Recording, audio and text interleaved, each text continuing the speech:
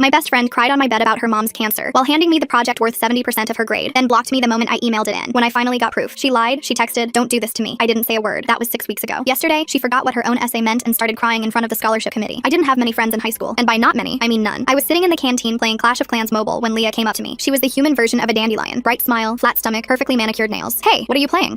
Just a game that I like." I was scared of her judging me until she took out her phone and showed me her base. She was the first person that I'd talked to all year, and I kept waiting for the other shoe to drop, but it never did. Leah had so many friends, but never took more than 2 hours to text me back. She wasn't ashamed of me, and any photos she took of us together always went on her Instagram story with a "You Get Me So High" song in it. So when she texted asking for help with her homework answers, I spent twice as long on my worksheet to make sure that they were right before I sent them, because I might be ugly, chubby, with no riz, but I was blessed with one thing, and that was my intelligence. I had a 4.2 GPA and never found school that hard, but I knew other people did. So sometimes after a test, I'd say, "I definitely failed," even when I knew I got all the answers right just to seem relatable. So when I sent Leah the answers and she got an A, she practically fell in love with me, LOL. "Thank you, thank you, thank you," she exclaimed before wrapping her arms around me. "Do you want me to tutor you? I'm pretty good." "Yes, you are the freaking best." From there, all our hangouts became study sessions, and her GPA went from a 2.4 to 3.7, except it wasn't because she was getting better. You see, Leah was gifted in every area but focus or work ethic. She swore she has undiagnosed ADH and TBH. I believed it. She couldn't sit still without tapping her leg, is the definition of the YAP-atron 5000, and anytime she got a phone notification while trying to study, her brain would completely switch off. The girl was incapable of doing anything without zoning out, but she was my best friend at the time, so I wanted us to go to the same college and be friends for life. So I did what any girl's girl would do in that situation. I started doing her assignments for her. Nothing crazy. Just an algebra function here, an English essay question there. It wasn't until one day when Leah called me in tears that I had to up my game. "Can I come over?" she asked, voice shaking. I immediately said yes. So there we were, sitting on my silk bed sheets when she broke the news. My mom has stage 3 cancer. As soon as I caught sight of the tears pooling in her eyes, I started crying too. The room was silent for a while. When the tears subsided, I took my phone out and started playing Skibidi Toilet on YouTube to lighten the mood. This actually worked, and soon we were both laughing so hard our ribs started hurting. I should have known no one goes from crying to laughing that quickly. That's when she took out her book bag and started working on her project. It was the one that counted towards 70% of our final English grade, her worst subject. "Leah, I can do your project for you," I offered. Immediately, her entire face lit up like I'd never seen before. "Really?" She said it like it was a question, but she was already handing her project over to me. For the next few weeks, I was completely swamped. Between my workload, Leah's project, and Leah's other assignments, I barely had time to go to the bathroom and take a shot without worrying about school. But even through hospital visits and taking care of her mom, Leah was supportive. Every night, she ordered me my favorite on DoorDash, Wingstop with a bottle of Simply Lemonade. I didn't see her much though, but I just figured she wanted some alone time. Fair enough. Fast forward to the day when it was time to present our projects. It was the first time Leah had come into school in weeks. No one but me knew about her mom, and rumors were spreading that she was in Turkey getting implants. But I knew the truth, or so I thought. When she came in, I expected to see a girl barely hanging on by a thread. Messy hair, smudged mascara, puffy eyes, but Leah looked better than ever. And I never looked at her butt before, but I could hear everyone whispering about how it definitely looked bigger. When we locked eyes, I mouthed to her that I had emailed over her presentation, and she did the heart shape with her hands. And since it was high school, and people always gossip about something, I figured Leah had told me the truth until school ended. Because right there was her mom with freshly dyed platinum blonde long hair, obviously new lip filler, extremely glowy skin. "Surprise! I came to pick you up," she announced from the driver's seat of her car. I slowly turned to Leah, who was chewing her fingernails. She knew there was no talking her way out of it, so she got in the car without saying a word, and her mom drove off. When I checked my phone, I saw Leah had blocked me on everything. That's when the realization hit me. Her mom never had cancer. Our entire friendship had been a ploy for her academics. Leah wasn't some friendly, misunderstood, clueless girl. She was a dumb HE, and dumb HEs have to learn their lesson. The next morning, I woke up with a plan. If Leah thought she could use me and get away with it, she had another thing coming. I grabbed my laptop and started documenting everything. Every assignment I'd done for her, every text she'd sent asking for help, every Wingstop receipt I'd saved as a memento of our friendship. My fingers flew across the keyboard as I organized everything into folders. That's when I noticed something strange. The English project I'd spent weeks perfecting for Leah wasn't just submitted to our teacher. According to the school's online portal, it had also been entered into the Henderson Academic Excellence Award competition. My stomach dropped. That scholarship was worth $10,000, and I'd been counting on winning it to help pay for college. Now Leah's name was on my work, competing for my scholarship. I threw on yesterday's clothes and rushed to school early. Mrs. Peterson, our guidance counselor, was always in her office by 7 a.m. She'd help me sort this out. But when I burst through her door, breathless and panicked, she barely looked up from her computer. "Slow down," she said, adjusting her glasses. "What's this about?" I explained everything. The fake cancer story, the months of doing Leah's work, the scholarship theft. Mrs. Peterson's expression grew more skeptical with each word. "That's quite an accusation," she finally said. "But Leah's improvement this semester has been remarkable. She's shown real dedication, especially considering her difficult family circumstances." "But her mom doesn't have cancer," I practically shouted. "I saw her yesterday picking Leah up. She looked perfectly healthy." Mrs. Peterson's face hardened. "Perhaps you misunderstood the situation. Regardless, without proof, these are just allegations. I suggest you focus on your own work instead of trying to tear down a classmate who's finally succeeding." I left her office feeling like I'd been punched in the gut. By lunch, the whole school knew a twisted version of the story. According to the rumor mill, I'd been obsessed with Leah, got rejected when I confessed my feelings, and now I was trying to sabotage her out of jealousy. People whispered when I walked by. Someone even bumped into me hard enough to send my books flying. The next day, I found my locker covered in permanent marker. "Desperate Loser" was scrawled across the metal in thick black letters. My hands shook as I tried to wipe it off, but it wouldn't budge. The janitor said he'd need special chemicals to remove it, but that would take days. I needed evidence. Real, undeniable proof. Then I remembered. I'd kept all my rough drafts in Google Docs with timestamps showing when I'd created and edited them. If I could show the scholarship committee that I'd written the project, they'd have to believe me. But when I logged into my account during computer class, my heart sank. Everything was gone. Every draft, every revision, every timestamp deleted. Somehow, Leah had gotten into my account and wiped it clean. "You okay?" Tyler whispered from the computer next to mine. We'd been in computer club together since freshman year, but we'd never really talked outside of meetings. I shook my head, unable to speak without crying. Tyler glanced at our teacher, who was helping another student, then rolled his chair closer. "What happened to your files?" he asked, looking at my empty Google Drive. I told him everything in hushed whispers. Unlike Mrs. Peterson, Tyler actually listened. When I finished, he cracked his knuckles and turned to his computer. "Lucky for you, Google keeps cached versions of deleted files for 30 days, he said, fingers flying across the keyboard. "If we can access the cache before it's permanently deleted." Within minutes, Tyler had recovered covered everything. The timestamps clearly showed I'd been working on the project for weeks before Leah ever submitted it. I could have hugged him. Save everything to a flash drive, Tyler advised, and email copies to yourself at a different address. Don't let her delete the evidence again. Armed with proof, I felt confident enough to confront Leah after school. But before I could find her mom's Range Rover screeched into the parking lot. Leah's mom jumped out, marching straight toward me with fury in her eyes. "How dare you harass my daughter during her cancer treatment?" she screamed, loud enough for everyone to hear. "Haven't we been through enough?" Students pulled out their phones, recording the confrontation. I stood frozen, shocked by the performance. Leah appeared behind her mom, tears streaming down her face. For a moment, I almost believed them. Maybe there was some explanation. Maybe I'd misunderstood. Then I noticed the bar asked cancer awareness ribbon sticker on the Range Rover's bumper. It was brand new, still had air bubbles trapped underneath. Who puts a cancer awareness sticker on their car after treatment? "I'm not harassing anyone," I managed to say. "I just want my work back." "Your work?" Leah's mom laughed bitterly. "My daughter has worked harder than ever this semester, and you're trying to steal credit because you're jealous. I'll be filing a complaint with the principal about this bullying." They drove off, leaving me standing in the parking lot surrounded by judging stares. But something Tyler had said earlier stuck with me. If Leah was lying about the cancer, what else was she lying about? That night, I did something I'd never done before. I stalked Leah's Instagram. Not just her main feed, but her tagged photos, her friends' accounts, everything. And that's when I found it. During the weeks when Leah was supposedly at the hospital with her mom, her friend had posted photos from Miami. And there was Leah, tanning on the beach, holding a mojito, looking very much not like someone dealing with a family cancer crisis. I screenshotted everything, checking the location tags to confirm. Every hospital day matched up with a Miami post. The evidence was piling up, but I needed more. The next morning, Principal Brooks called me into his office. My parents were already there, looking concerned. Leah had filed an official complaint, claiming I'd threatened her. "This is a serious accusation," Mr. Brooks said, sliding a paper across his desk. It was Leah's written statement describing threatening messages I'd supposedly sent and confrontations that never happened. As my parents read the statement, looking increasingly worried, I noticed something odd. Leah had written color instead of color, and realize instead of realize, British spellings. But Leah had lived in America her whole life, just like me. "I've never threatened Leah," I said, "and I can prove she's lying about everything else too." I pulled out my phone and showed them the Miami photos, the timestamps on my recovered documents, everything. But Mr. Brooks seemed unmoved. "Social media posts can be misleading," he said, "and those documents could have been created after the fact." My mom, who'd been quiet until now, suddenly spoke up. "Wait, did Leah write the statement herself?" Mr. Brooks nodded. "Then why is she using British spellings?" my mom asked. "My daughter has never spelled color with a U in her life. I remember helping her study for spelling tests in elementary school." She was right. I'd always been meticulous about using American spellings, and I'd written Leah's entire project. If Leah had actually written it herself, she would have used British spellings like in her complaint. Mr. Brooks frowned, comparing the complaint to a printed copy of Leah's project submission. The spellings were different. American in the project, British in the complaint. "I'll need to look into this further," he said slowly. Word spread quickly about the investigation. Leah's friend group started excluding other smart kids from their study groups, claiming they were all cheaters like me. The divide in the school was growing, but I kept finding more evidence. One day, while eating lunch alone, I noticed a Wingstop bag in the trash. Out of curiosity, I grabbed the receipt. It was from one of the days Leah had ordered food for me, paid with her mom's credit card. The date matched a supposed chemo day. Would someone undergoing cancer treatment really be ordering takeout? I started collecting every receipt I could find, building a timeline. The credit card statements would show Leah's mom was buying Wingstop and shopping at Nordstrom when she was supposedly getting chemo. Ms. Sappy, our English teacher, called me aside after class one day. "I've been reviewing Leah's recent work," she said quietly. "The vocabulary and sentence structure in her project don't match anything she's written in class. Even her in-class essays use completely different words." She couldn't officially accuse Leah of cheating, but her observation added to my growing pile of evidence. More teachers started noticing discrepancies. Leah's other subjects showed no improvement, just English, the one class where I'd done all her work. The pressure was getting to Leah. She started making mistakes, claiming she couldn't write because of carpal tunnel syndrome when asked to provide a handwriting sample. But the school nurse confirmed there was no medical documentation for any such condition. Finally, the scholarship committee announced they would require both finalists to present their projects live. They wanted to see if we could explain our work and answer questions about our methodology. That night, my phone buzzed with texts from an unknown number. It was Leah. "Please help me. I'll split the money with you. 50-50, I promise. I need this scholarship. Don't do this to me." I screenshotted every message but didn't respond. She'd made her choice when she'd stolen my work and tried to ruin my reputation. The day of the presentation arrived. I went first, explaining every aspect of the project I'd spent weeks perfecting. The committee asked detailed questions about my literary references, my analysis methodology, and my conclusions. I answered everything confidently because it was my work. Then it was Leah's turn. She walked to the front of the room, hands shaking. From the first sentence, it was clear she had no idea what she was talking about. She stumbled over basic concepts, mispronounced author names, and couldn't explain the theoretical framework I'd used. "Can you elaborate on your reference to Faulkner's stream of consciousness technique?" one committee member asked. Leah's face went blank.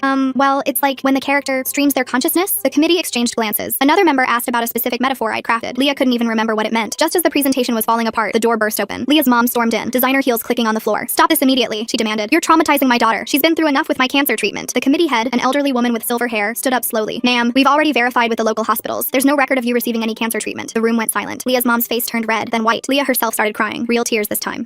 That's a violation of privacy," her mom sputtered. "Perhaps," the committee head said calmly, "but lying about cancer to manipulate others is a violation of basic human decency." Everything came crashing down at once. Leah broke completely, admitting through sobs that everything had been fake. The friendship, the cancer story, all of it had been a plan to use me for grades. "I needed my GPA up for college," she wailed. "It wasn't supposed to go this far. The scholarship went to me, as it should have from the beginning." Leah faced academic probation and lost her acceptance to her dream college when they found out about the plagiarism. Her mom tried to threaten legal action, but it fizzled out when lawyers explained that fraud and theft of intellectual property were actual crimes. Tyler helped me set up a legitimate tutoring business with real contracts and payment systems. No more doing work for free. No more fake friends taking advantage. I learned to value my abilities and charge what they were worth. Leah transferred schools mid-semester. The last I heard, she was struggling to keep her grades up without someone doing her work. Her mom's Range Rover appeared in the school parking lot one final time to collect her things. Someone had let the air out of all 4 tires, arranging them to spell out KARMA when viewed from above. The security cameras mysteriously malfunctioned that day, so no one could prove who did it. But I had my suspicions. Tyler had been grinning all morning, and he'd mentioned something about learning tire pressure systems in his automotive class. When I raised an eyebrow at him, he just shrugged and said, "Karma works in mysterious ways." I used the scholarship money for college and started my freshman year with a new understanding of friendship and trust. Real friends don't need you to do their work. They support you, encourage you, and stand by you when others try to tear you down. Tyler and I kept in touch, and he became one of my closest friends, a real one this time. Looking back at that Wingstop-fueled semester of doing someone else's homework, I can't believe how naive I was. But I learned that intelligence isn't just about grades or test scores. It's about recognizing your worth, standing up for yourself, and knowing when someone is taking advantage of your kindness. And if you're reading this, Leah, I hope you finally learn to do your own work. Though considering you couldn't even fake cancer without getting caught, I somehow doubt it. The scholarship money hit my bank account 3 weeks later. $10,000 felt like a fortune, but I knew I had to be smart about it. Tyler and I spent hours planning the tutoring business, creating contracts that protected both me and my future clients. We set up a simple website, established clear payment terms, and even designed a logo. Everything was legitimate this time. My first real client was Catherine, a sophomore struggling with chemistry. She paid up front, attended every session, and actually took notes. When she improved from a D to a B+,